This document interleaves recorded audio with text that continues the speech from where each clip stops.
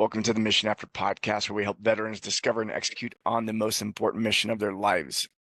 I'm your host, Mike Bledsoe, and today's guest is Craig Mayville, a 5-year Marine Corps veteran and CEO of Voughton Cold Plunge.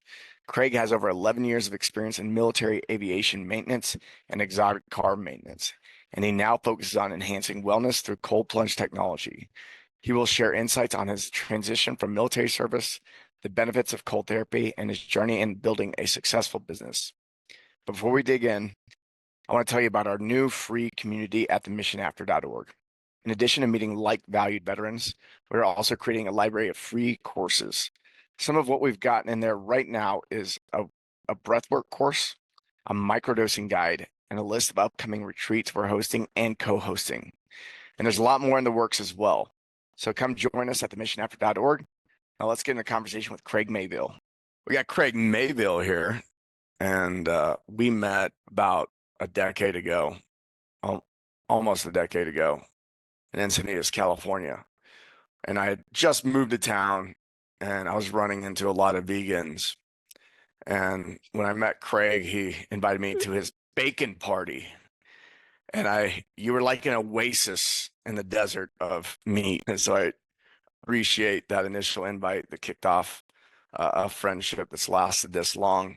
And we're going to get into talking about cold tubs and the benefits of cold exposure therapy, that is getting in cold water, and what you're up to with your business, building out a premier cold tub experience. So we'll get into all that, so people know to stick around. But yeah, you're a veteran and you served in the Marine Corps. And yeah, what was your experience like in the Marine Corps and the process of getting out? Because I know from just the time we've hung out, it wasn't all rainbows and unicorns. Yeah, it's the Marine Corps is like that.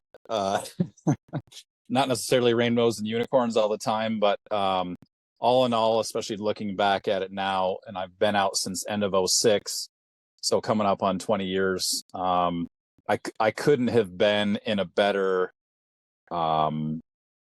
squadron, unit on a better aircraft. I'm just so extremely grateful for where I ended up there.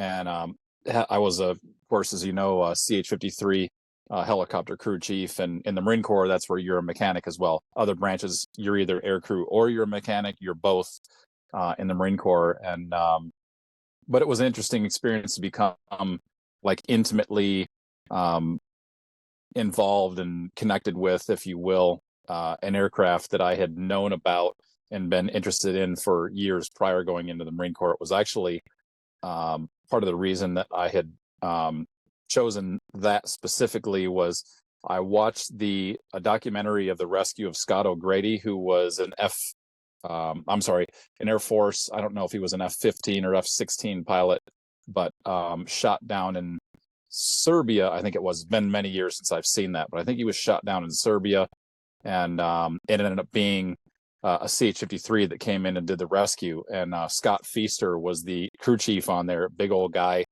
who they had, interviewed and all that. And I was just like, well, that's pretty fucking cool that, he got to do that. And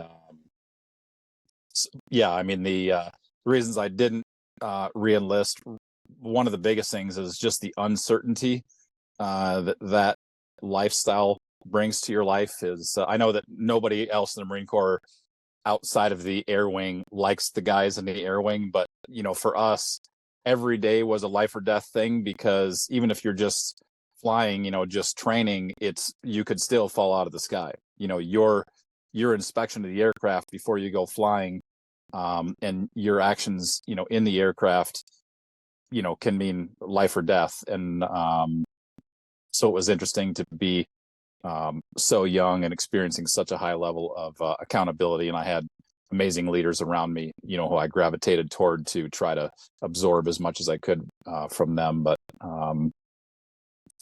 yeah, just a phenomenal experience looking back at it. But Yeah, when it's what was it? I think it was 40 maintenance hours per flight hour that aircraft actually needed to stay in the sky.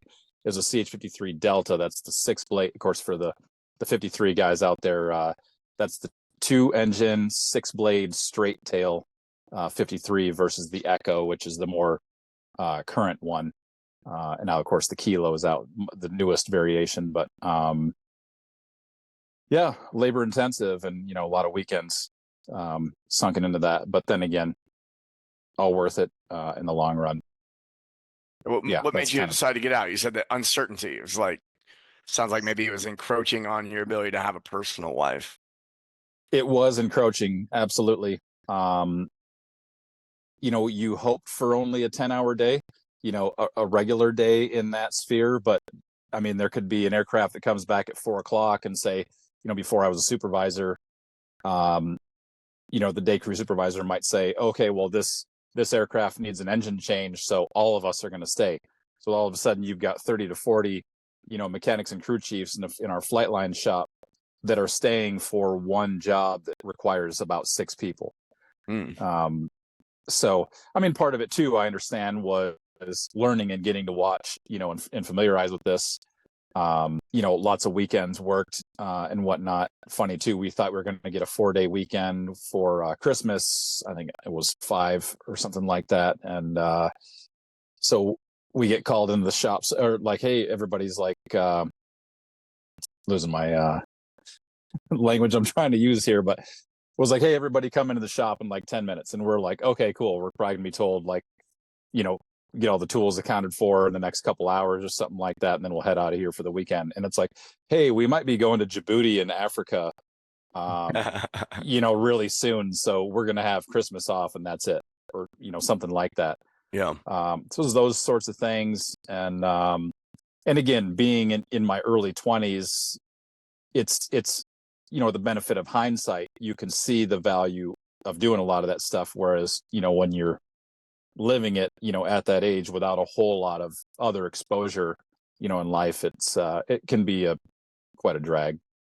Yeah, well, it's interesting that would never happen in the civilian sector, because you'd have to pay for all those people to stand around and watch. Yeah. So there was a level of exposure that you got. Like, I think that's one thing that happens in the military, is we get a high level of exposure to, we got way more hours of exposure to certain things that just don't happen in the civilian sector. And so there's a benefit to that, but there's also the cost. So it sounds like you were through with the cost. You got out of the Marine Corps. What'd you do after that? Did you go home? Did you go to college? What was the deal? So the deal after that was moved to San Diego. I was originally lived in Southern California, and my dad was in the Marine Corps. I was less than a year old when he got out.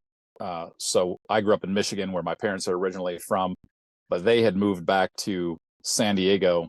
We had gone to San Diego a couple times for vacation when I was in high school. So they were hooked on that idea. So yeah, right after that, moved there, which was great because it opened up, right away, a door for me to go work on the CH-53 as a mechanic, as a civilian contractor. So basically, fit right into that. And I'm super grateful too, because having talked to more guys in the veteran community here recently, not everybody gets veteran exposure after they got out. Whereas for me, it was, for nearly 7 years of my life, that was still the lifestyle that I was living, just being around veterans all the time. And it was around about 15 years I lived in San Diego. And I mean, it's your perfect example. You just meet veterans there. It's an easy to stay plugged into that community there. But did some college. As I transitioned out of that, I just kind of got tired of working on the aircraft and didn't really want to go like the federal employee route. And sort of felt like I was spinning my wheels and back in high school doing that. I love education and learning. I don't think schooling as we know it is typically a very great means of doing that. So it just felt like it was not practically applicable for me. Kind of mixed around with a few different things. It seems like we got introduced because I was doing the Veteran Transitions podcast at the time at the old CrossFit Lucadia there in Encinitas. And what else? worked on some exotic cars for a while. It was a good time. Did some metal fabrication, like building roll cages for race cars and whatnot. And then got into BMW sales, which really was a very interesting experience, which I realized that, especially moving into, being an entrepreneur now, where sales is going to be, a big portion of what I'm doing. It wasn't necessarily that BMW sales that I excelled at, but I learned so much during that process. Around about 4 years that I did it, that I was studying things that I otherwise would not have learned about. To me, probably one of the most valuable tools that I came across was Chris Voss's book, Never Split the Difference. Former lead hostage negotiator with the FBI, who talks about tactical empathy and how to speak to people so that so that they're encouraged to continue to give you more information, and so you can just better understand what their needs are, in that sales experience, or even just in a relationship, a general encounter with somebody. So I'm super grateful for having gone through that. It almost feels like, and it was only within the last year and a half getting into the cold plunge thing that I realized that I sort of had like an up and down success, type thing with the BMW sales, because as much as I've liked cars around, through the years, and even growing up, like my dad worked at a BMW dealership, was always something that I liked, but it didn't have that truly life impacting effect that I've recognized that cold plunge had. So I think, like, on a spiritual level, it's like, okay, we don't want you to get too comfortable here and make too much money and have too much of a good time at it, because this isn't what you were meant to do. Selling cars to people isn't going to genuinely give you a lot of fulfillment here. So yeah, you sold me 2 cars too. Well, I leased one, yeah, and I bought one, and right. The one I bought is sitting right outside the house right now. Yeah. It seems like Tacoma, you're a pretty big fan of that thing, huh? Dude, yeah, I reached out to you and I said I'm looking for a mid-sized truck that can go off-road, and I'm looking for an adventure vehicle. And I think I had some idea of what I wanted, and you go, no, this is what you want. You told me this is what you want. And I'm like, I'm kind of a car guy. Like, I've worked on cars. I used to have classic cars. I enjoyed them. I appreciate them, but I'm not a complete and total nerd on them. And then, like, you yourself, who has this background as a helicopter maintenance guy, like, of course you're going to know which vehicle is going to hold up the best. What can I put through hell and it's going to continue to work? And sure enough, yeah, I bought the Tacoma off of you at the dealership, and it's my 13th vehicle I've ever owned, and it is my favorite vehicle I've ever owned. So that it's only got 124,000 miles on it. I'm gonna keep driving it until whenever. So yeah, I appreciate that. So you did BMW sales there, like, it wasn't quite, you learned a lot. You weren't quite passionate. One of the things I recognize from hanging out with you is just, I think you're a naturally good salesperson. You love to talk. You love to be curious about other people. You like to get into other people's worlds and play with them. And I think that's just a huge advantage in the, like, that's a talent you have, and then you start developing it into a strength. You got into that book. You also introduced me to another book on sales, The Greatest Salesman in the World. And that I bought so many copies and sent them to my friends. So it's become like one of the most gifted books that I've given to people who are in entrepreneurship. I'm like, you got to read this book, read Profit First, and then read The Greatest Salesman in the World, and then read Traction. If you read those 3 books, or the fourth one would be Ready, Fire, Aim. If you read those 4 books, you're going to have such a huge head start in entrepreneurship by just reading those. And I got one of those from you. So appreciate that one. I did that book verbatim. It's got exercises in it, and it takes 10 months. It takes 10 months to get through the book. And it's less than 100 pages, I believe. So really valuable, really cool. You think you're going to be reading about sales tactics, and it's more of like a spiritual journey through the process of just how to be a good person and how to build up value in the world so that people want to buy from you. So, Mhm. uh, highly recommend that book as well. So you did BMW sales for a while. I know that when we met, you weren't quite in the BMW sales yet. You had gotten into that, but you were both like dealing with some health issues, and then it sounded like there was like maybe some stress in your life, and you had started some microdosing around that time. I don't know who gave you those microdoses, but they're probably a pretty good dude. Yeah, right. Sounds like it's giving it away just a little bit. What, yeah, tell us a little bit about like your health journey there. Mhm. And because I mean, it sounds like your health journey led you into the cold plunge, but there was a lot of things you'd done before you got to the cold therapy piece. Mhm. Yeah, the health journey that started in my like mid to late 20s. And what I would have to tie everything back to is my prolonged exposure over the 11 to 12 years of working on aircraft, because hydraulic fluid, aircraft fuel, oils, sealants, you name it, greases and everything. I mean, you get the stuff on your head, as it's dripping on you working in the aircraft. I mean, you can have your arms and hands soaked in it. Sometimes literally people get it, they're covered in it. Just depending on the type of work you're doing. So, um, the exposure is pretty constant in that work, not to mention, breathing the exhaust fumes from the engines, and all that. And looking back at it, as funny as it is, as much as I went through with that, it was all blessings in disguise, because of what it led me to. But any number of skin issues that I had through the years, muscle and joint pain, and I'm not talking about, of course, like, oh, my arm, I went to the gym, I'm a little bit sore or whatever. I'm talking about like waking up 2 or 3 nights a week, like my arm hurts. Like, I don't know what the hell is going on here. Luckily, I knew some friends at the time who were getting into the sort of the paleo scene. So I learned a tremendous amount from Rob Wolf, and did kind of like an increasingly narrowed paleo, way of eating for, I don't know, probably 12 years or something like that. Because I was noticing, okay, I've got eczema on my hand, couldn't straighten my fingers, whatever, because the eczema was so bad that my skin would crack.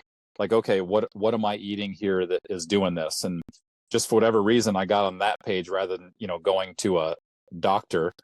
I was like, let me just try to figure this out. And luckily, down the road, it was early 2021, I went to a place in Encinitas that did what's called a bioscan. And I've gotten two of my other 53 buddies to do this, and they pretty much popped for all the same stuff that I did. It's basically like 10 pages of, you've got this and that.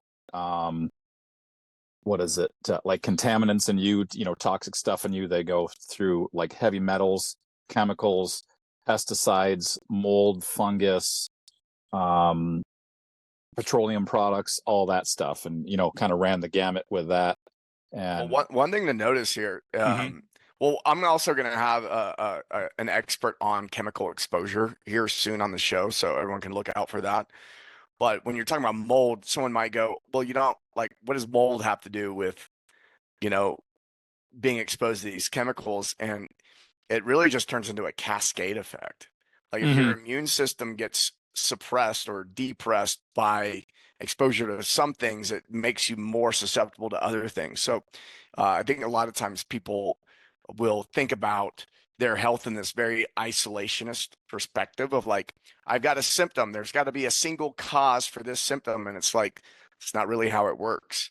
It's Mhm. you get exposed to one thing and then that leads to making you susceptible to five other things. Like I know I can walk into and sleep in a house that's got mold and it doesn't bother me. But other people who are way more sensitive because they were exposed to something else and Mhm. now they have a high sensitivity to something like mold. Mhm. So just something to plant the seed out there in people's minds of it's not always a direct cause and effect. There's one thing can lead to a dozen other things. Mhm. Yeah, that's a great point. And it seems like that's kind of what happened to me. over time is, probably about 11 years of being in San Diego, I lived, as you know, probably about a mile and a half, straight shot from the coast there. So it's kind of a high, high mold environment there, in a house that was about 100 years old, the Bacon Cottage you visited many times. Yeah. Yeah, I mean, these all manifested basically in like autoimmune conditions in me. And of course, the collapsed lung, I had my right lung collapse 2 times in 2010. I think for Christmas 2010, I was in the hospital. I had surgery for that. I was in there for 7 days for that. And my doctors were asking me, like, do you smoke or did you have any chest trauma or, whatever? And I'm like, no, but I'm exposed to all these chemicals and fumes and all this stuff, for all these years. And so, Did yeah, you did you stuff, get any VA claims for that? I didn't. No. To me, it's trying to deal with the VA. I kind of tried to go through that process like 2 or 3 different times. I was almost just like so frustrated with it that I was just like, you know what? I'm not even going to like try to be around these people, because it just felt, my last attempt was last year. It just felt like this is such an incompetent system that I don't even want to be around this type of energy. Like I just want to like move on and forget about it, and do my thing. By the way, we're in conversations. The mission after is in conversations with a new company that's launching for VA claims that's going to make it much easier for these types of things. So another thing for people to be on the lookout for is, if you're in the community, we're going to be introducing that, where you're not going to be working. You don't have to directly interact with the VA yourself. So that'll be there's already some companies out there that do that kind of stuff, but these guys are doing it right. I know a lot of companies are very transactional. They're going to be much more on the relational side, which is, I think, what veterans are looking for, is interacting with people who really care about their health and trying to get solutions versus just trying to milk a system. Mm-hmm. Seems like that'll be a big help, because it seems like we all typically experience the fact that the VA is looking for reasons not to give us a disability rating, other than 0, of course. So yeah, it'd be interesting to have advocates for us all in that way. Yeah. So you were dealing with the collapsed lung. You had panels come back to show that you had been exposed to all these different things. The doctors are scratching their heads. And you decided to say, screw it, I'm just going to handle this myself. You went down the paleo diet route, and then what happened after that? What are all the things that you tried? So let's see. Yeah, tell us the things that worked, because I don't know if we need to hear about all the things that didn't work. Yeah. The things that did work, of course. I'll just preface all this, that I've realized through this whole experience now of 14 to 15 years is that everything we're told about diet is the exact opposite of what's true. Red meat's supposed to be the most unhealthy thing for us. It's the single most healthy thing for us. So I'll just put that out there for now. But basically, red meat's been phenomenal. I've pretty much gotten rid of white meat entirely. Not that I necessarily have a problem with it, but for example, just kind of heard some weird things about pork, and if it seems funny, formerly, of course, my nickname a while back was Bacon Jesus. You got me the shirt with the cross on it here that had Bacon Jesus. He used to have longer hair. Yeah. But let's see. So getting rid of vegetables was massive. As funny as that sounds, a lot of the sort of histamine issues and stuff that I had, because I had awful hives about 3 years ago, and I'm talking about like thinking I was going to go fucking crazy hives, like on probably a third of my body, legs swollen so much that my dress pants fit like leggings, and could barely sleep at night. And I don't know that I've ever had a skin condition that was that bad. But anyway, yeah, fruit, eggs, raw dairy, those are the things that I eat these days, primarily, and probably 2 pounds of beef a day, sometimes more.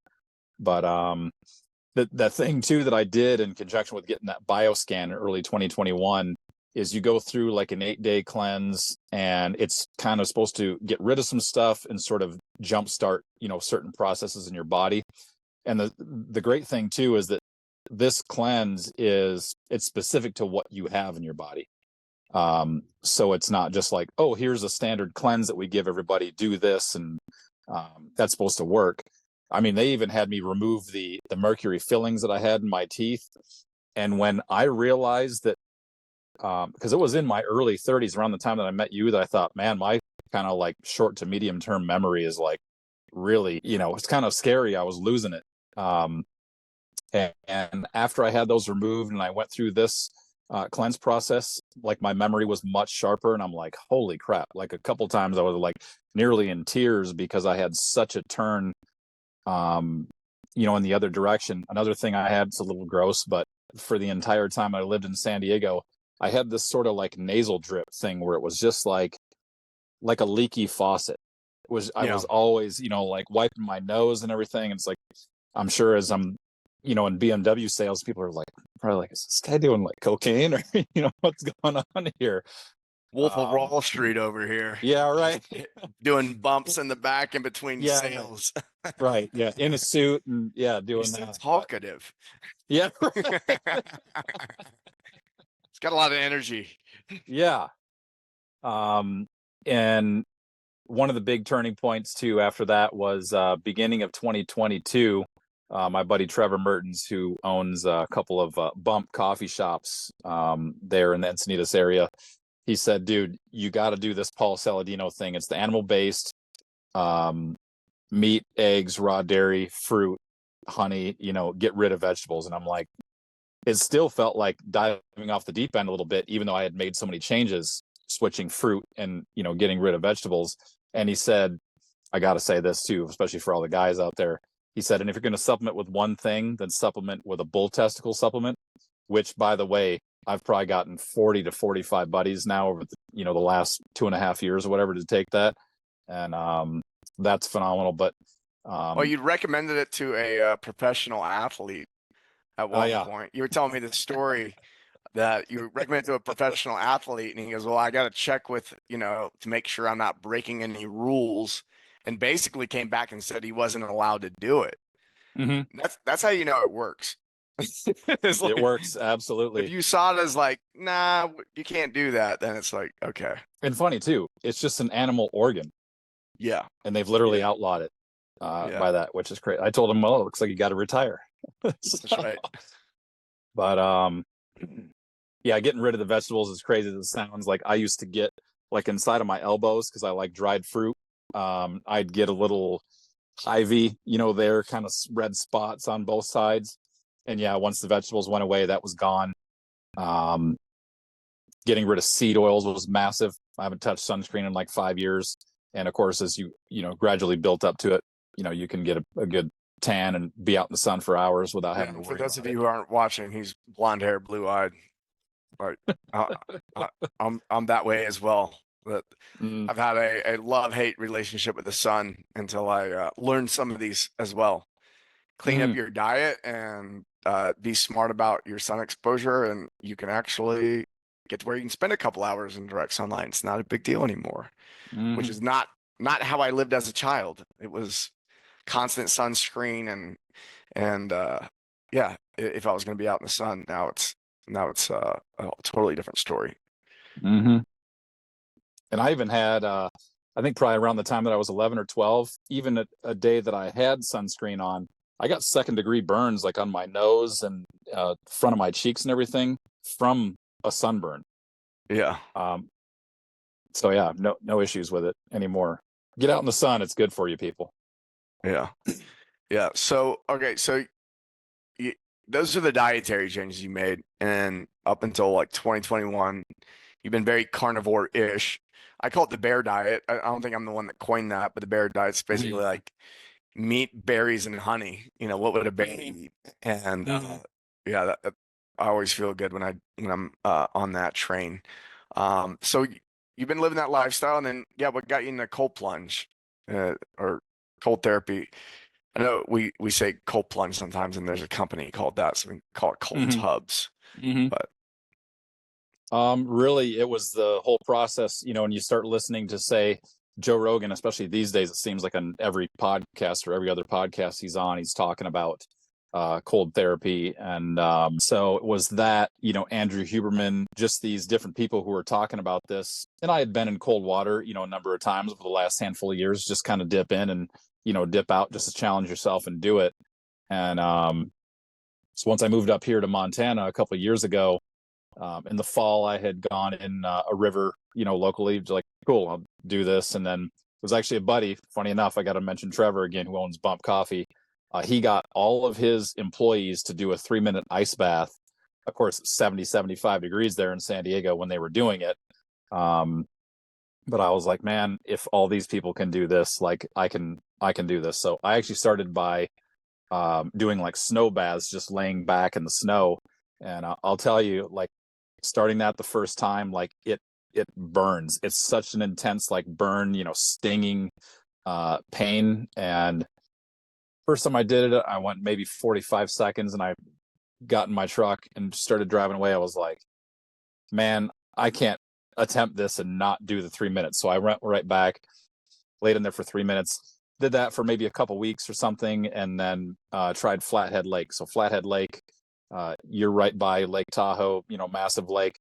Flathead Lake here in northwest Montana is like 30 miles top to bottom. I think it's the biggest lake west of Mississippi.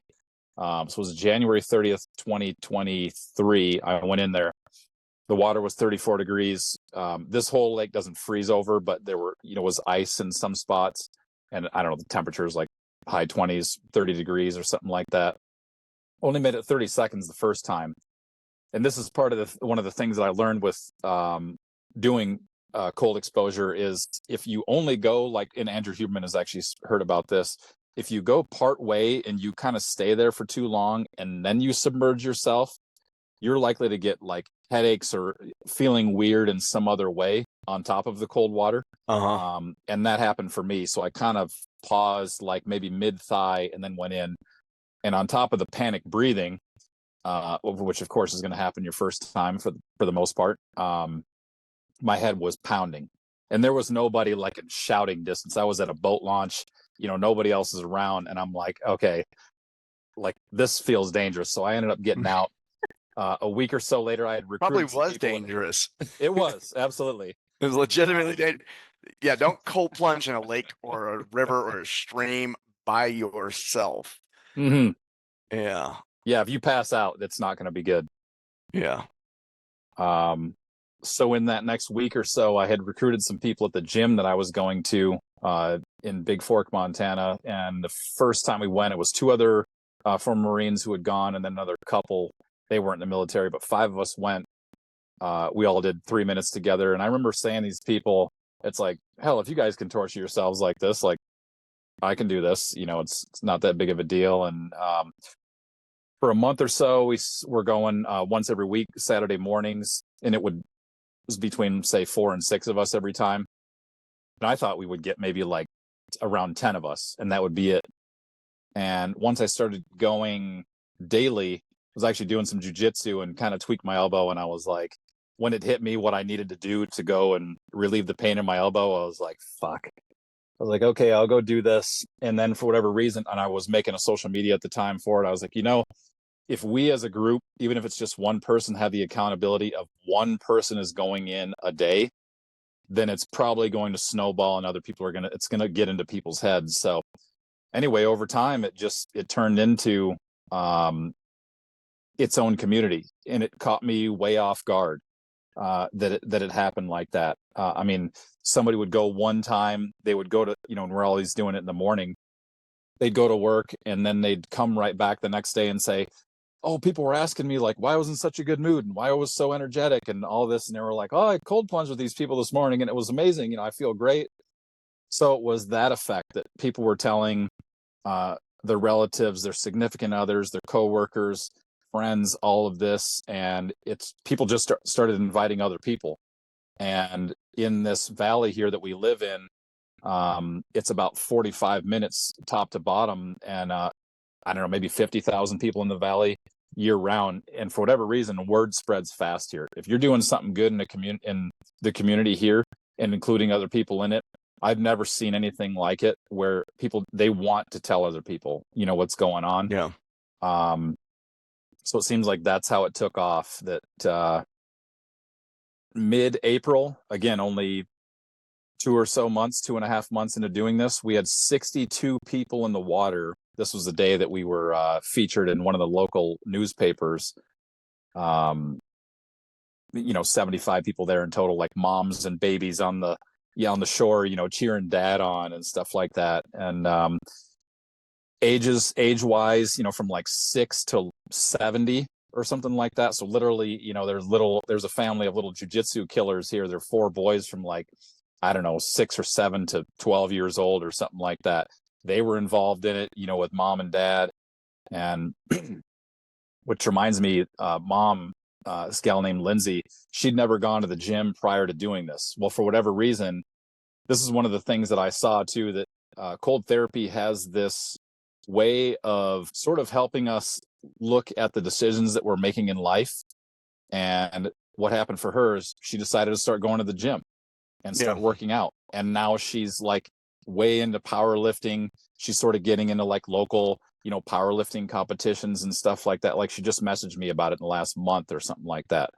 And like, if I didn't do the cold therapy with you guys, like, I don't know what, if I would even be doing this these days. So, other things that I heard people say was, for whatever reason, people just wanted to come to me and tell me about this, because I was primarily the one, promoting it and doing all the social media. One gal who was in her 30s, she's like, this is changing my life. Another guy who's about 50, married father of 2, said this saved my life. Another guy about 50, married father of 4, said it saved his marriage. And he said the reason that it did that for him is, he said he was able to sit in the emotional discomfort when certain topics would come up with his wife, and set his ego aside and just be okay and be calm in the discomfort, because the cold water had taught him how to do that.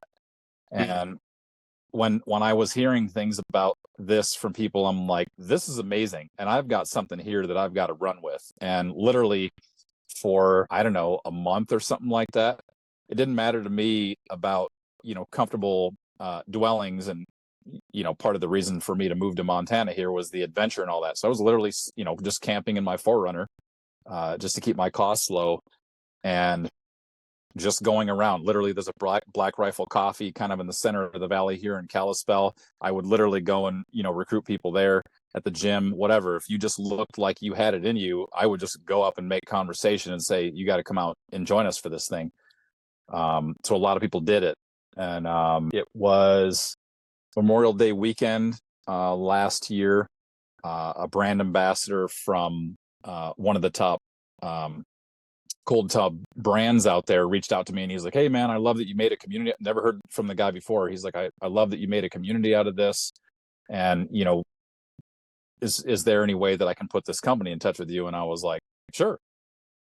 I didn't know what was going to come of that. But anyway, I got a text from them just a short while later, and they were like, hey, can we hop on a call, this weekend or something like that? And I'm like, sure. So we did that. And I had the idea of taking this mobile for people, putting these on a trailer, both the cold tubs and a sauna, and just getting it in front of people who otherwise wouldn't have the opportunity to do it, be it because they're in a warm climate or they don't have the financial means, to go to some of these studios and stuff like that and do it. Because I'd seen that, okay, people need to have, and this is the thing too, is I didn't know it was going to happen, and a lot of these people here didn't know it was going to happen.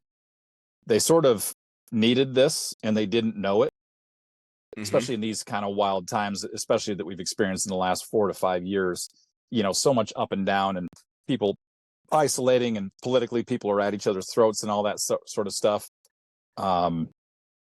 Just the amazing benefits that came out of it for people, the sense of community. We had sometimes like 18 to 20-year-old women showing up, and then the bulk of the people are there is 30 to 45-year-old guys, and those women recognized that I can go there and feel comfortable with these guys. Like everybody was supportive of each other. I didn't need to let anybody know, hey, you got to tamp your behavior down. This isn't a dating club or anything like that. It just was, everybody was encouraging of each other, welcoming of each other. You could literally show up for your first day there. It didn't matter who you were, what your age range was, what your physical ability was. You could go there and talk to anybody, and anybody would be like, hey, what's your name? You know, like, glad to meet you. And Denver, the co-owner of the Black Rifle Coffee here too, he was giving us free coffee, you know, for all that. So people had, you know, a little bit of a way to stay warm. For that, we ended up getting a massive donation of shorts from a company owned by a former Marine. So that became sort of the sort of unofficial uniform. Is literally, you could go anywhere in the valley here. If people had this particular brand of shorts, any number of, you know, 12 or 15 patterns or something like that, you knew that they were a part of this group. And what's the name of the brand?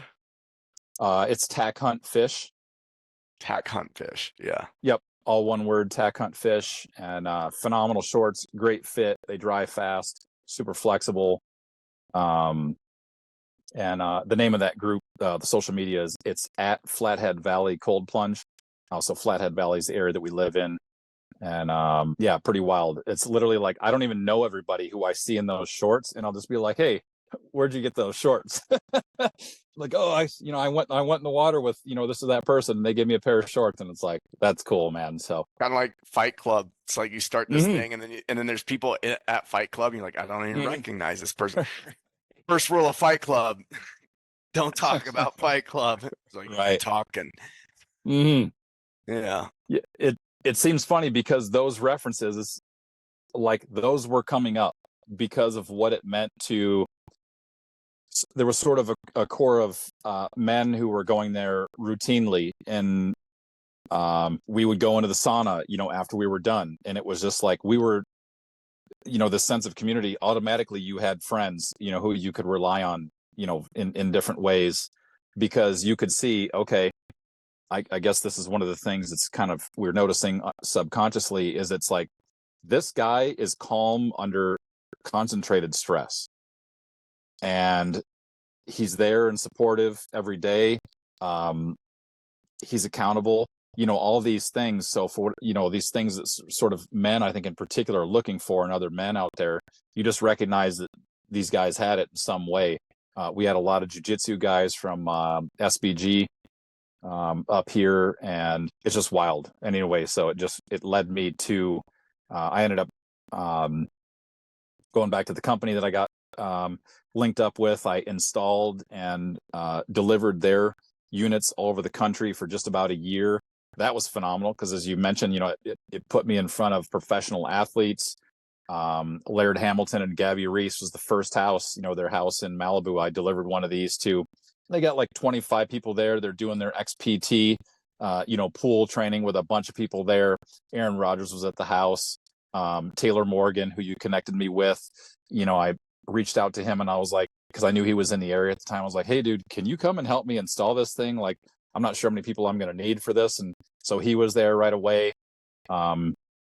He and Luca Padua, who is Laird Hamilton's like protege, big wave surfer. Luca was super helpful with us.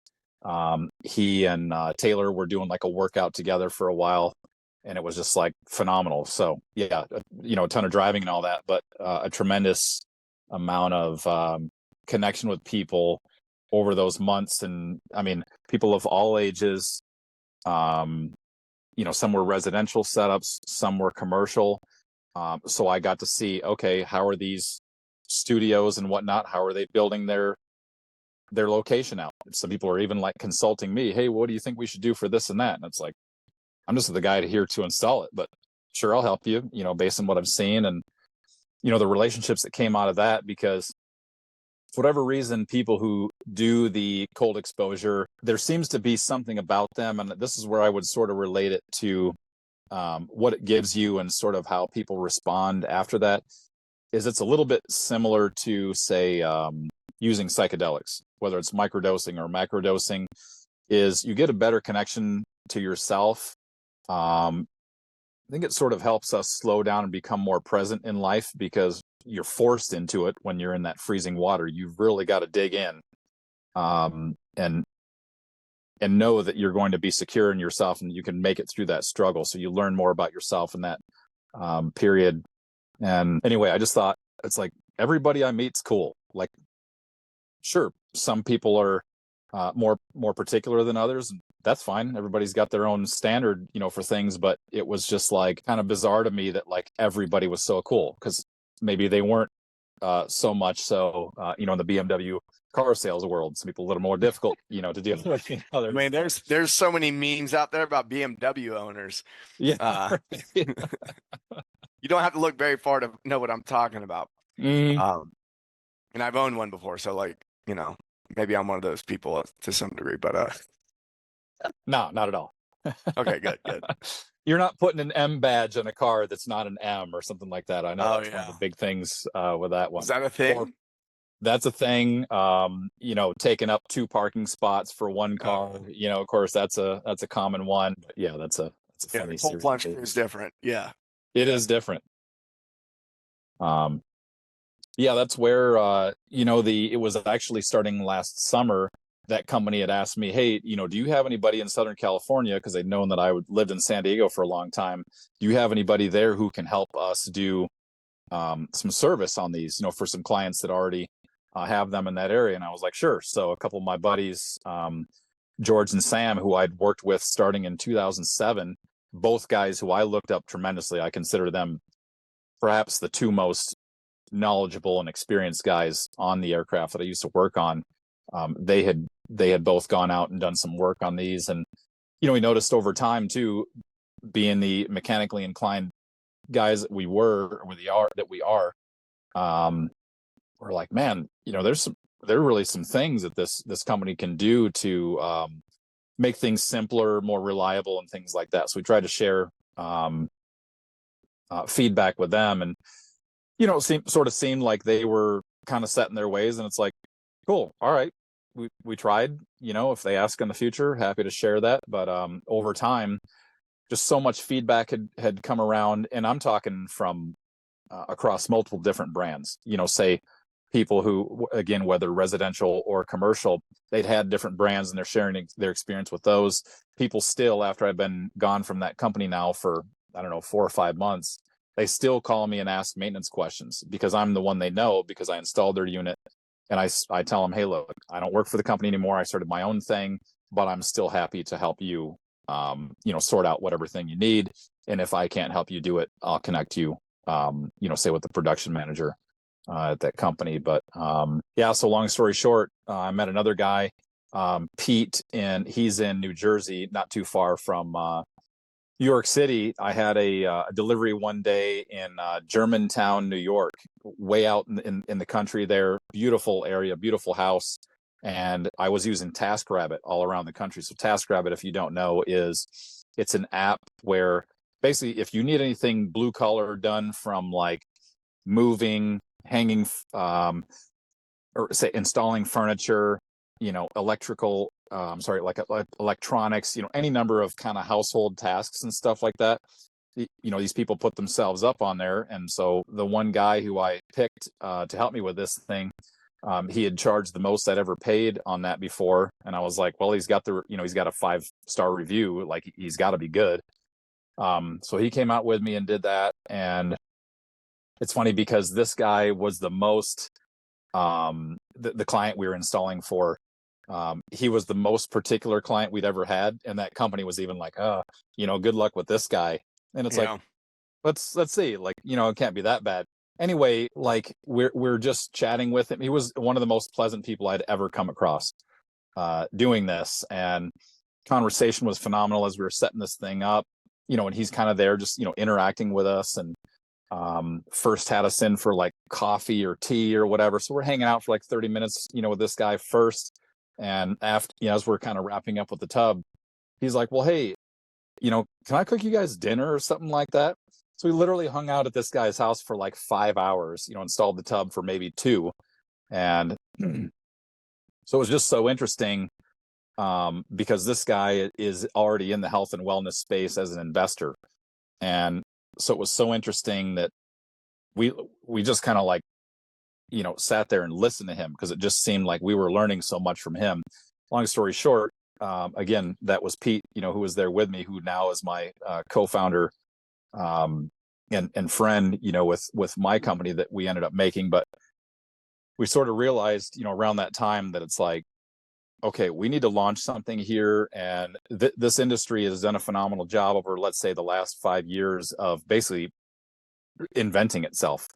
As we know, Jason Stauffer, formerly with Morosco, founder of that company, he basically started it out, and a lot of other companies, took the risk and jumped in. And but again, myself and George and Sam teaming up, and George now is one of my partners and co-founders with the company too. We're just like, it's not going to be hard to make something, of higher quality, because we were looking at, okay, well, it's the components that need, upgrading. Say, if you've got a whatever brand it is, a lot of these they're good at the commercial. I'm sorry, they're good at the residential setting where you're having minimal, people going through a day.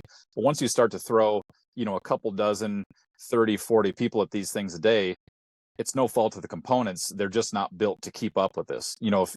For an analogy, when I'm in Austin, I go to Kuya, which is which is basically a biohacking spa, and there's 3 cold tubs there, and I got to go early because if I go late, it has a hard time getting under 45 degrees. But if I go early, they might be hanging out around 37 degrees. And shit, man, each one of those tubs has got to have 50 people plus going through it every day. And maintaining those, like I know the owners, it's a job. Like, I think it's the biggest headache of the entire operation. They've got other things. They have float tanks and sauna and IV therapy, and they're doing some ketamine therapy and all sorts of other stuff. And it seems like the cold tubs is like one of the biggest headaches of the whole operation. Yeah, and when we were down in Austin there recently, we went there and got some IVs, but we were asking about, hey, how are your cold tubs performing here? And in particular, they mentioned one that they had custom built, not by any particular company, but they're like, yeah, we got leaks and this and that, stuff going on, and some frustrations. And the Onnit gym, right there next door, super high volume gym. They've got 3 tubs there, and the day that I went, they start them out at 36, 37 degrees, just like Kuya. And by the time I went in, I don't know, 12:30 or whatever, in the afternoon, everything was between like 55 and 58 degrees. Yeah. And these things just can't keep up. So where George and I were coming from, it's just like, let's just overbuild this stuff. Let's put in the top quality American made components that we can find, do the research to really shell out what's going to be the best here. And that's what we're going for with our company. And really, it's like the commercial, all the headaches, as you mentioned, that the people are going through in these commercial spaces out there. That's where we realized, like, look, these people need to be served much better. Because if you look at this from a business owner's perspective, if you have to drain, whether you've got 1 or 3 tubs or whatever it is, if you have to drain and refill these things every single day, that's approximately 20 minutes. And when you add up 20 minutes over the course of a month, how much money are you paying somebody to maintain this thing when hypothetically it could be drained like maybe once every 2 weeks? We've got a tub that's about a 6-person unit, maybe around 500 gallons in Coeur d'Alene, Idaho, a beautiful community there called Gaza Ranch. And they don't drain the thing but once every 2 weeks, and it's outside. And they said their biggest struggle is actually the debris falling in from the trees. And they said they probably drain it a little more frequently than need be. But it just goes to show that, like, look, if it's just, for example, if you need to pull, a big trailer, say 25,000 pounds, which is the job for, say, an F-350 or something like that, a Ford F-350, but you're trying to do it with a Toyota Prius, the Prius just doesn't have, the Prius does its job.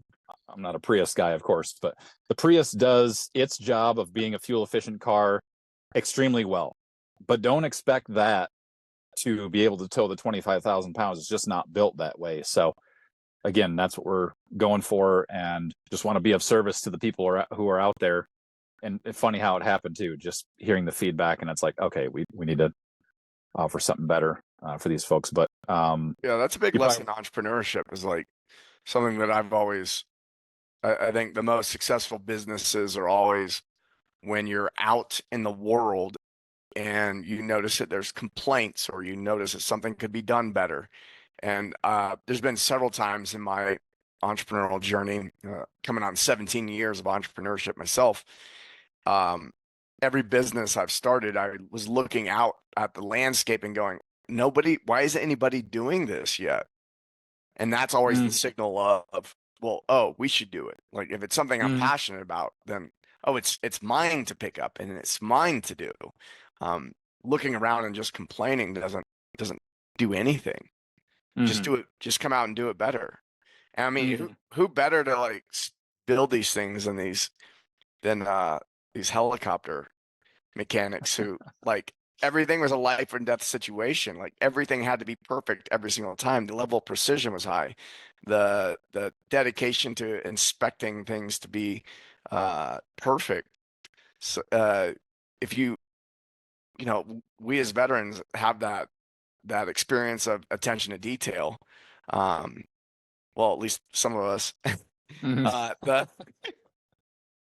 I mean, you bring that level of attention to detail into a product, holy shit, like you can become the best very easily. And the alternative there too, that actually reminds me, is there's a wellness spa we've gotten linked up with here recently, who we actually got connected with because she was reaching out to the owners of different spas around the country to say, what brand do you have, and do you suggest it or something else? So through one of those owners, the owner of the spa we got connected with, she got connected, referred to us by the owner of one of these, and said that I wouldn't recommend, the brand that I have. And as crazy as it sounds, the woman who we're talking to right now, her tub has cost her, not in the purchase price, but about, I'm not going to give away the brand or the exact price point or whatever, because it might kind of point to a specific brand, but she has lost about 8 to 9 times worth of the cost of that tub in lost business. Oh my gosh. So she could have bought approximately 10 of these tubs for the cost that she's actually had to incur because of this thing, because components breaking down, sending the wrong components. It actually leaked and caused another $6,000 worth of damage to her facility. And I've looked, like, this is a high-end place. I'm not going to give the location away because that's going to pinpoint who this is, but it's like, that's insane. And she's complaining to me about like the customer service. She's like, yeah, we're kind of borderline with the warranty and everything, and they're kind of trying to back out of that. And it's like, guys, it's like you can't do that. And over time, people are going to hear about it. I don't care how much money you make, in the first place, but over time, if the quality of your product and the quality of your customer service is not actually up to snuff, to me, and this is just for me personally, you're not acting with integrity if you're not following through all the way, improving the product, following through on, hey, look, even if something did break, we're going to take care of it, for you just like that, as quick as we can, and bringing the customer service there. It's just, I don't know, that's the thing, for whatever reason, it just so happens that, we're passionate about the quality side of things and also passionate about the customer service side of things. That's an amazing thing that Pete brings to the table here, is he's installed for a specific brand for around 5 years. So he has a high-end moving company. He's had, professional athletes and executives and stuff like that as his clients, who love to have him come back because he's discreet as the day is long. He's careful with their stuff. He's very presentable. We're fortunate enough to be able to say that he was a a shirtless model for Abercrombie and Fitch. So that's just an added bonus. So he'll be one of our models, of course. But it's like there's for some of us, and I know this is the case for you. There's something so satisfying about when your clients are so happy with your product that they love you for it. They praise you for it. They're telling their friends, coworkers, family, whatever. Hey, look, whenever you're the guy who shows up in their head as soon as the opportunity to do so happens. Oh, hey, you got to move. Hey, you got to call my guy Pete. So anyway, it's as far as I'm concerned, and I'm pointing to my partners in this, I've found the best guys I possibly could have, with the knowledge in the field, in this company and other applicable spaces, for this. So might sound self-serving, but as far as I'm concerned, I've got the best team for this. So Nice. Tell us more about the company. Like, exactly what are you doing? You went from plunging in a lake that's 33 degrees, building up a community there, which led to working in the cold tub industry, to seeing that things could be done a better way.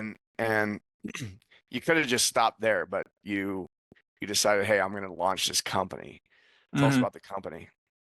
So Voughton Cold Plunge. I've actually got the shirt on right here. So it's Vatten, which is just water in Swedish. We wanted something that was reminiscent of cold or water or mountains or something like that.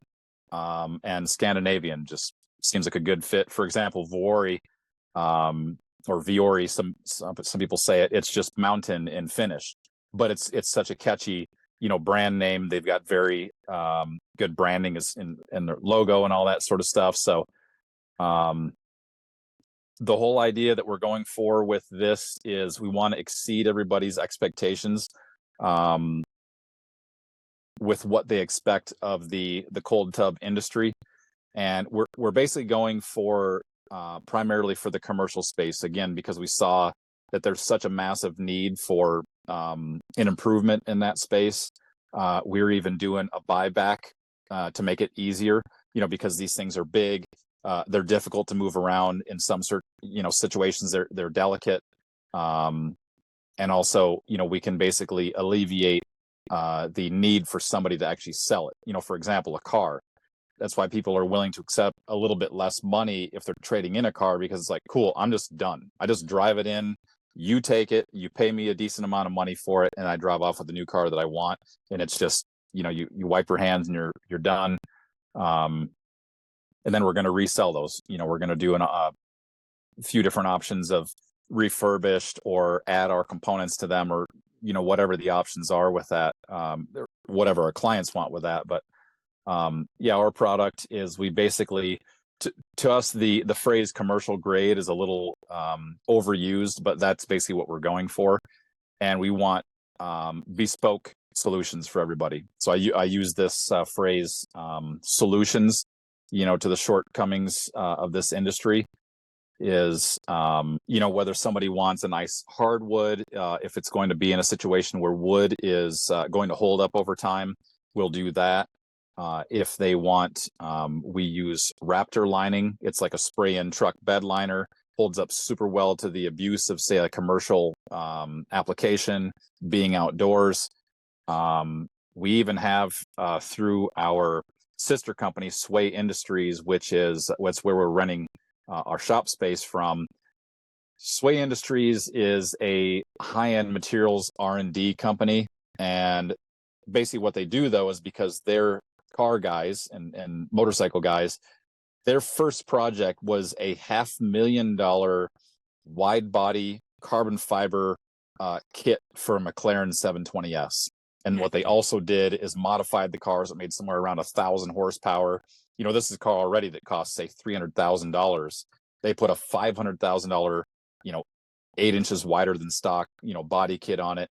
So there's options that we have with them through carbon fiber, 3D printing, and all that just, it provides materials for us that nobody else is using. They even they helped to build a carbon fiber with gold flake infused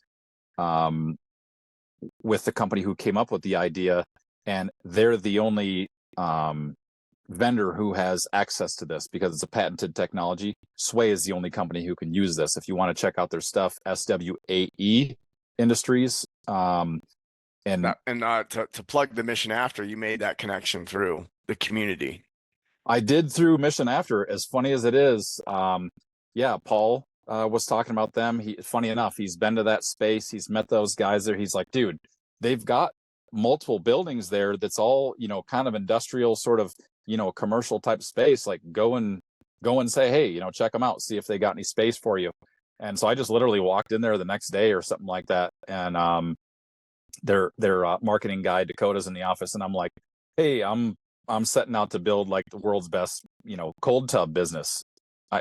Just checking to see. Sounds like you guys have some, space for rent here. And he's like, yeah, okay, I'll be right back. So he goes and gets Trevin, one of the partners there, and Trevin walks me around their whole facility there.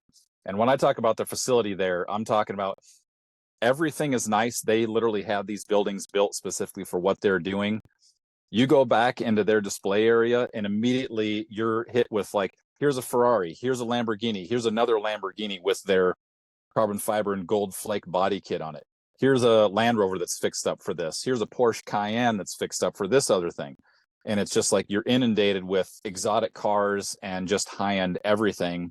And then, walking through there, they're showing me things they can do with 3D printing, things they can do with 3D metal printing. I didn't even know that was a thing. And I'm like, later that night, I'm like laying in bed, like, holy crap, nobody's touched any of this type of technology in this space. So if we want to build somebody, let's say they want a frame that is not going to be susceptible to any of the issues that wood comes up against. For example, if wood's exposed to moisture over time, it's going to split, issues are going to happen. It's going to get moldy and whatnot. Well, if somebody wants a 3D printed frame, okay, cool. We'll do that. You want carbon fiber? Cool. We'll do that. You want a, 3D printed metal logo or your name on it or, whatever it is. Cool. Yeah, we'll do that too. So, it's just been wild that it's just another example of so many things that have fallen into place. It just makes me realize that the way things happen are not an accident. All the things leading up to the introduction of this business, and as we move forward, other people falling into place at the right time. For example, Sway came through for us the Friday night, and of course you made this connection for us to go to the Aleco facility in May and June, just a few months ago here, to go support the International Powerlifting 2024 Bench Worlds, largest international powerlifting federation event there's ever been, 1,200 athletes. And I just knew, because they were like, hey, I'll connect you if you can commit to getting these tubs there. And I'm like, well, what better opportunity do we have, than to go and do this? So did it. Got two tubs there. Aleco is the premium brand in strength and conditioning equipment in the whole world, based out of Sweden, and they're the equipment you see in the Olympics. You go into half the soccer teams, professional soccer teams, strength and conditioning gyms, it's Aleco.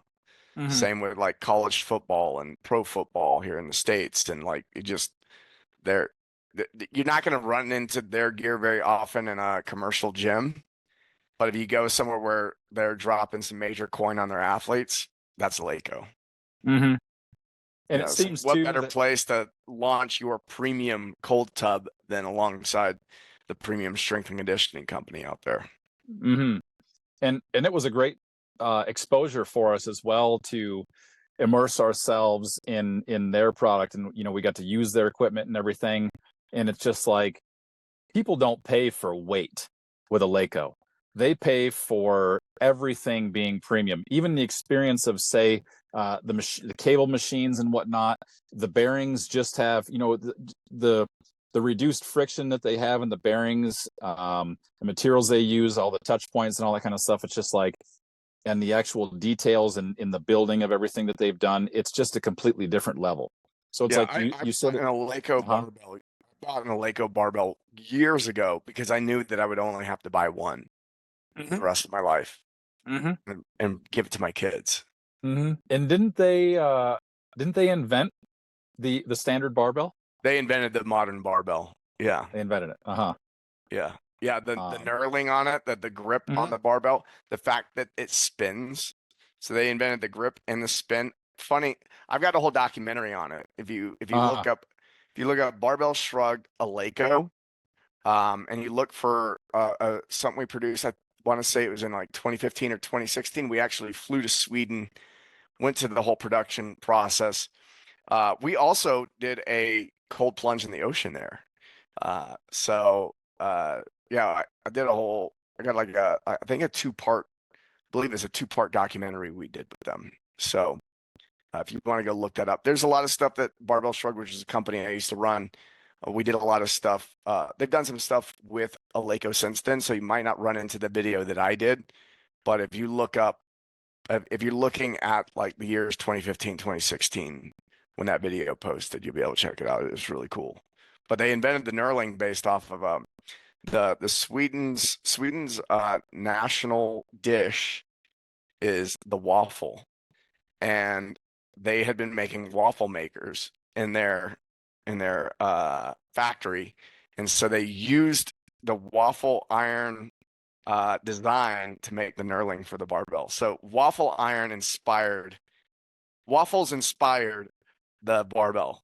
So they're actually connected. Yeah, wild how stuff two totally unrelated things.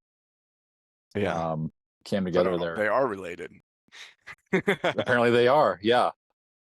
It was one a great thing for us too, as a new brand, getting further confirmation that, look, again, Eleiko's not selling weight. They're selling a totally different experience for the person who is really going to appreciate all the details they go into. So it confirmed for us that it's like, there's a market for this as long as we can execute this properly. And I can't believe I haven't mentioned Symmetry Sauna out of Coeur d'Alene as well. My buddy Seth Horst there, funny enough, another cold therapy guy who was getting people to go into Lake Coeur d'Alene winter 2022-23. Found him on Instagram, met up with him literally on the way to meet with the guys at the company I worked for, grabbed some coffee, and he's like, hey man, just keep me posted on what you're up to. Well, he linked me up just around this past Christmas with Symmetry Sauna.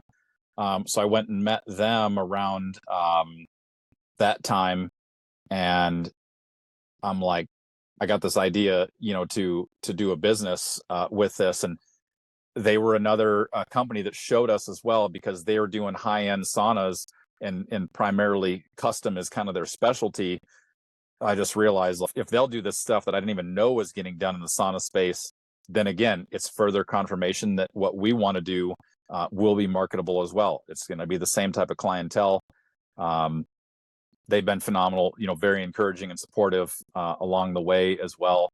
So much appreciated there. Funny enough, they've got this gal Heather there, carnivore, has had all kinds of health issues, and she's healing herself through that. Former Marine. So just a really cool group of people. I just get excited, every time I get to go and see them. I go see them every so often. They're only a few hours away from me, but been in their saunas, sat in there with the ownership team there, and really cool company as well. They've even installed a sauna for a friend that I met along the road near Nashville. He's over the top, about that. And let's see, but one thing that I realized too along the way is I was installing at a gentleman's house in Dallas, and multi-million-dollar beautiful home. He had a bathroom in the house transformed over into his little contrast studio in there. So he had a built-in sauna that the contractor did a phenomenal job on there. He had a red light therapy bed, and then a plunge tub that is not the brand Plunge, but a cold therapy tub that was custom to fill this 60 by 100 inch space there. So the company built a box that was big enough to fill that space, wall to wall into there. And I realized, because the contractor there said he spent about $500,000 just in that room. Yeah. And as I was looking, pardon? So yeah. Yeah. As I was looking at the red light therapy bed that was well over $100,000, to me, it looked like a CT scan machine. It was white. I'm not going to mention any brands. It was just white. It looked sterile, like it belonged in a doctor's office. And it's like, well, he easily would have paid double if it just matched the amazing wood, that he has in this room, because it was sticking out like a sore thumb. Everything else matched, and then there's that thing. And it's like, the day that I met him, he's maybe mid-30s or something like that. He had closed with his business partner on a business jet, purchasing a business jet. And I'm like, okay, this is the type of client right here. As long as it's the best thing out there, he will buy it. Doesn't really give a crap, what the price is. And I've been in touch with that contractor there, and something might be coming of that. But anyway, it showed us that, okay, people will pay a ton of money for these things if they see the value, if it offers them an experience.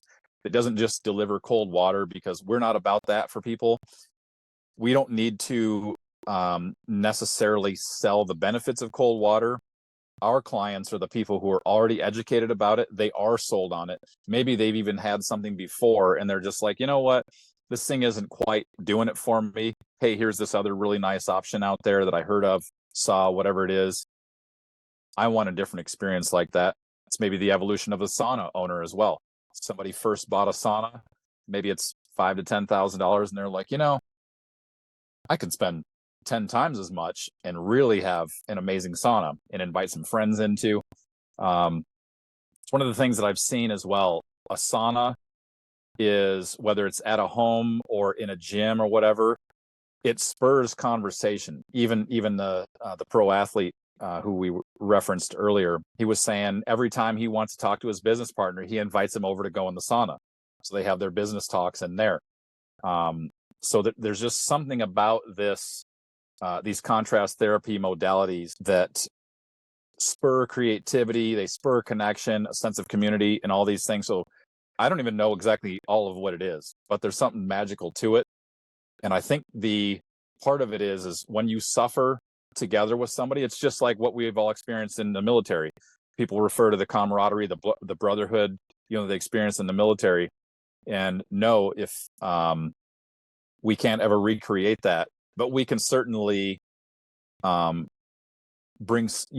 recreate some of that experience, with other people around us when they do these things. So that's what we're going for with the brand. Just try to build as beautiful stuff as we can.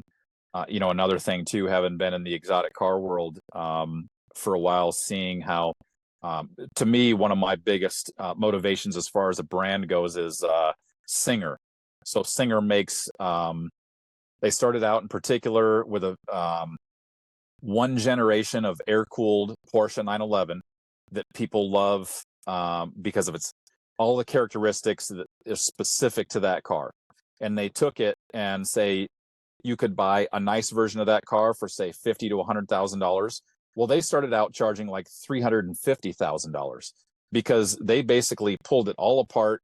They made it 100% custom, from the ground up, and use of carbon fiber and all kinds of exotic materials. The engine is entirely different and, rebuilt. And that was maybe 10 or 11 years ago where I was exposed to that brand. And now they've built cars that are like millions of dollars because they know that the people out there who just want to sink their teeth into, their hands into, whatever it is, they really want to get as far into a level of quality and attention to detail as they can. Those people are going to spend the money. If it's $3,000 for a car that gets you to the any one of your destinations just as reliably as a $20,000 car, they're going to go for that thing that costs them $3 million because it's just such a work of art. So we're not going to charge $3 million anytime soon. But again, just further confirmation that type of client is out there looking for these things. And the thing that really struck me too about that first video is that in their shop, this was in LA, they spray painted on the wall in cursive. Some about it being cursive stood out to me too. Everything is important. And it's like, that speaks to me. That's why I've driven predominantly Toyota and Lexus cars, all through these years. That's why when I was looking at, some of these exotic cars, Ferrari in particular, and it's like, oh, you can see that it's hand built, and that, Giuseppe and, whoever else, that put this car together, maybe they wanted to call it a short day that day. Maybe they just kind of, as my buddy Mike Santoro, our design consultant, he's been in that design world and everything, and he owns a Ferrari. We put through some car shows and whatnot. He's like, yeah, they just left that stuff to the interns. Like, not everything in a Ferrari, as crazy as it sounds to say, is done as well as it possibly could be. And that's what we're going for. So I'll stop beating the dead horse there. Nice. Love it. Yep. You're offering a high-end solution in an industry where it sounds like there's a gap there, right? There's a lot of low end. There's a lot of like low and medium level cold therapy tubs, but there's nothing on the high end. So you're like, oh, there's the opportunity. I'm going to take it. And you're also doing some things for veterans as well. So I imagine some veterans are listening to this and going like, well, I don't know if I can get one of those. Yeah. I think a lot of value of what you brought to the show so far is your health journey and your journey through this entrepreneurial journey of identifying where you're uniquely positioned in order to offer something to the world. But you're also doing something for veterans as well. Tell us about that. For veterans, yeah, we got through Paul again. We got connected the other day with, and it was actually all he did was screenshot a Facebook post from Cameron Cush, who literally lives 2 hours away from me in Missoula, Montana. Myself being in Whitefish, Montana here, that Jay Fain, otherwise known as Jay Limp, who used to work for Black Rifle Coffee at a corporate level. They were looking for a cold tub company that would donate one to him. So Jay is literally, he has a leg that is amputated at the hip. So he lives in Kansas City, and he's got a horse trough that he has to keep filled with ice every day. And his sweet spot is 38 degrees in that. So if anybody's ever had to fill a tub with ice, you know that to get to 38 degrees, it's not a bowl of ice and you're all set. You're putting quite a bit in there, especially in a warm climate like Kansas City. So what I thought when I saw that is like, we'll do it. And it's like, we're still looking for some funding as well in our company. It's like, well, we can do this. We can do both at the same time. So I'll set up a GoFundMe. I'll say, hey, look, our target here is $250,000. And for every $25,000 that is donated to us, we will build and donate a custom cold plunge, a custom cold tub for a veteran in need out there. So Jay is going to be our first recipient on that. And I realize that some people might say, oh, every $25,000, like, it's like, okay, well, the product is more expensive than that. So it's not like we're trying to make a huge profit on this doing it. Is we want to grow the ability for cold exposure in the veteran community, specifically for people in need. And when I say in need, I'm not just talking about people who monetarily, need the help. I'm talking about if you've, say, got an injury that this helps with, if there's a mental health aspect, and I would say we can all attest to the mental health benefits of it, or whatever the case may be. You haven't had exposure to it before. You've got the money, but your nearest, say, studio that has this is too far away. Live in a small town or something like that. Cool. Like, these are the types of people we want to hear from. And I want to have basically a lineup of knowing who after Jay is going to be second, third, and fourth, down the line. I've got a guy, I got a buddy, his name is Mike. He lives over near Phoenix, and he suffered a back injury while he was in the Marine Corps. And he he's tried everything. I mean, he's been in and out of the VA and all sorts of stuff. I'd like to add him to the list. The only thing that helps is cold therapy. The only thing, The only and thing. he's like an hour away from. He lives like an hour away from anywhere where he can do it. Hmm. Uh, so yeah, I mean, I've seen it with my own eyes. Of it's like I can't walk without a cane unless I got into a cold tub the last couple days. Now I can walk Hmm. without a cane. You know, that's how that works. Hmm. Yeah, so he's number two. Anybody you say needs one, I'll just take that as the gospel, and go for it. So number two, we need just number three here. So I'm gonna say, in us talking too about those mental health benefits. So a lot of people, when I think this is one of the sort of traps, whether it's any kind of health wise, is people are like, well, what do the studies say? What about this and that? And it's almost like the studies are fine, and that all helps. That supports what we're up to here. But again, the the mental health benefits that we've recognized, that we've had within ourselves, and that we've seen in other people out there and heard of from other people out there, those, to me, the sort of intangible benefits, are really where it's at. Because anytime I hear somebody say, well, after 11 minutes a week, it's diminishing returns, and it's like, guys, have you ever done this daily every single morning with a community? You mean to tell me that when somebody goes and does this for 3 minutes, and they know that every single day, as long as the water is cold, they have a community to go and do this? You don't have to wait until after work and dread every minute of work, and then just say, oh, I just want to go and have some drinks with some friends tonight, and that's your way to unwind. You start your day, again, in our situation, start your day with a community in such a way that it's like the rest of your day is just easier.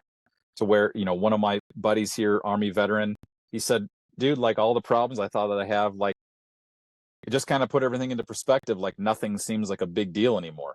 The sort of resilience that it builds up within us. Obviously, anybody who went in the military has, to me, on average, a higher level of resilience than people without military experience.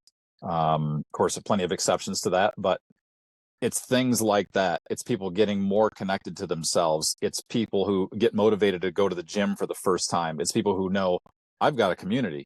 It's people who know, hey, every Saturday morning I'm going to get into the sauna with these guys, and basically we just hit record on the phone, and it's like a Joe Rogan podcast, for 45 minutes as we're thawing out, in the sauna every week.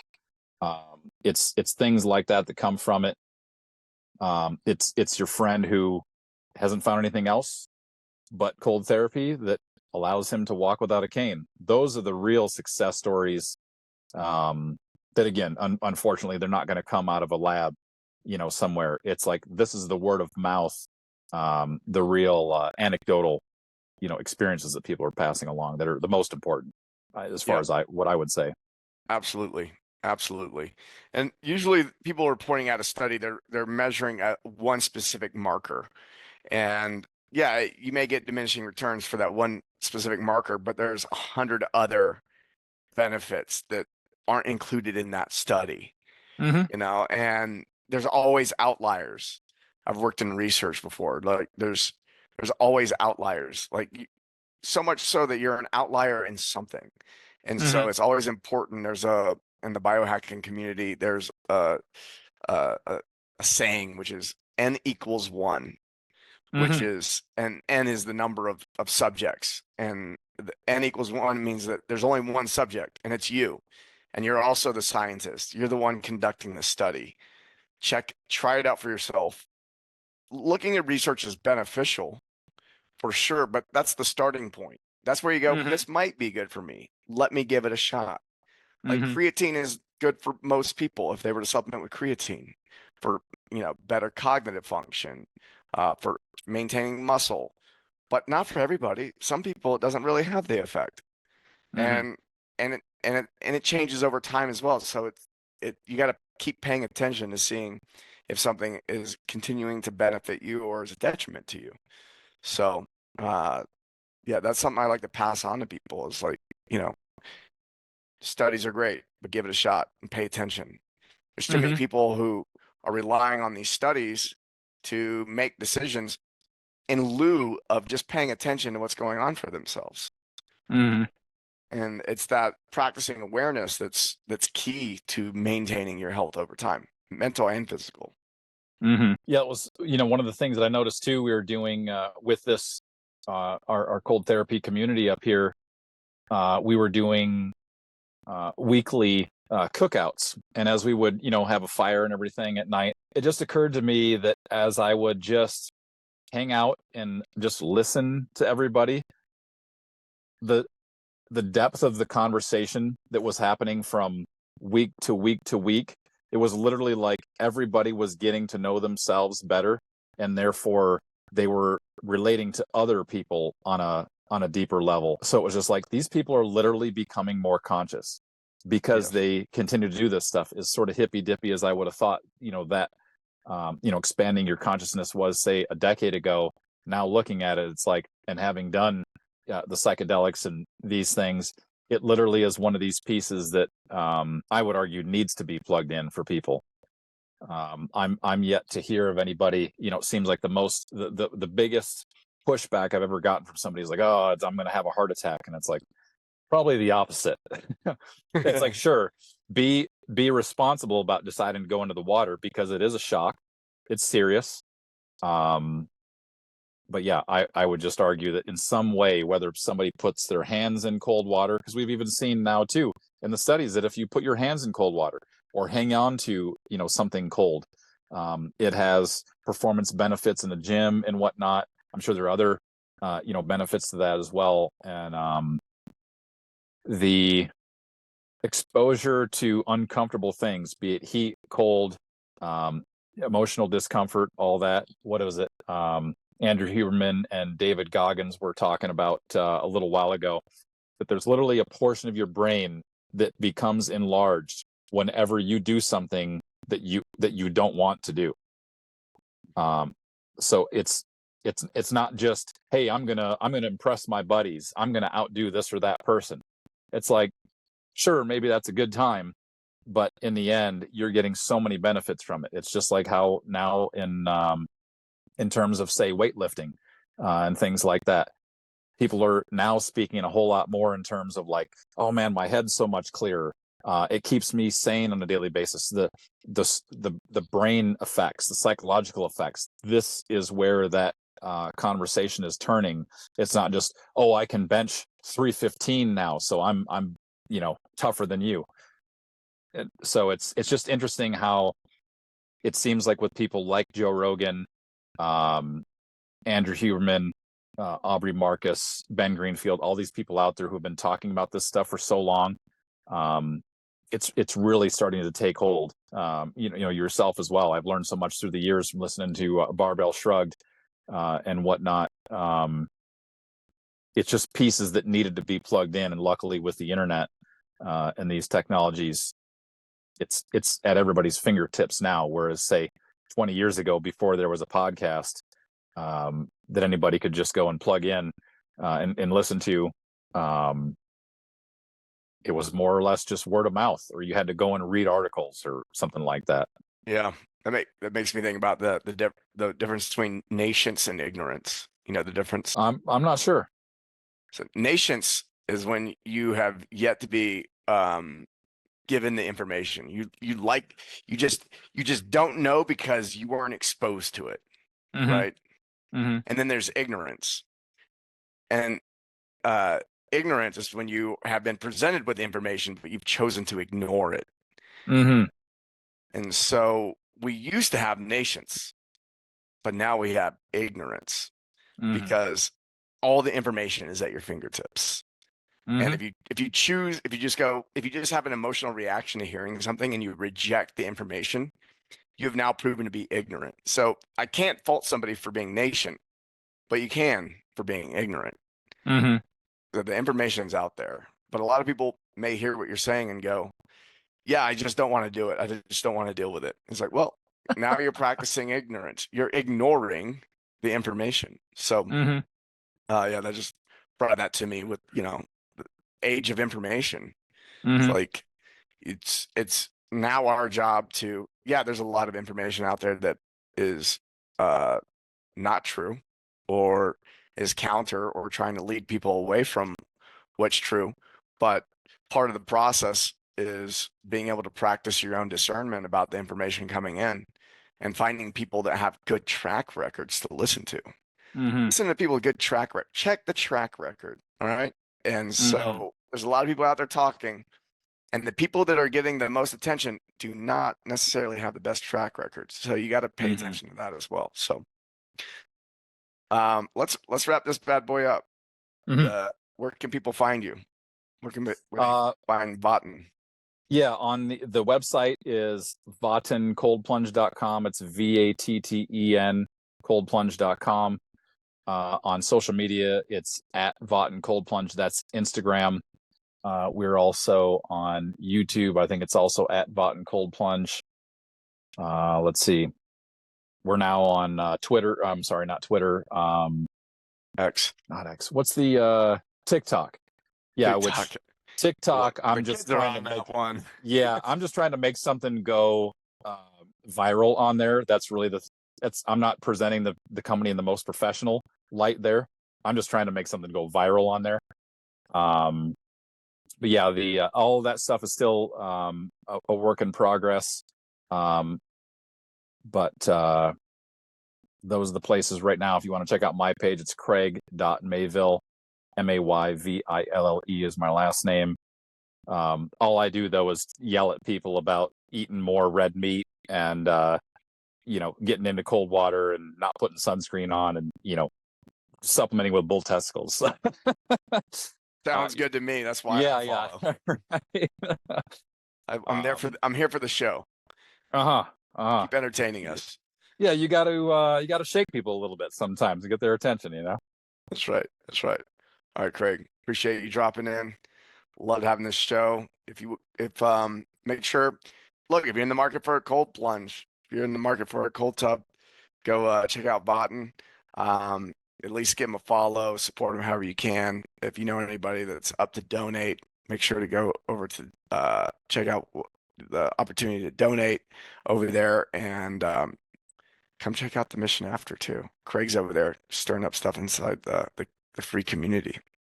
So love the accountability there at Mission After as well. After Paul posted that something about that yesterday on the school community there, it changed my evening routine last night and switching into changing the morning routine as well. So it's always good to have the other people to help you hold yourself accountable to that. So nice. It's a very welcoming community. Right on, Craig. Thanks for joining us today.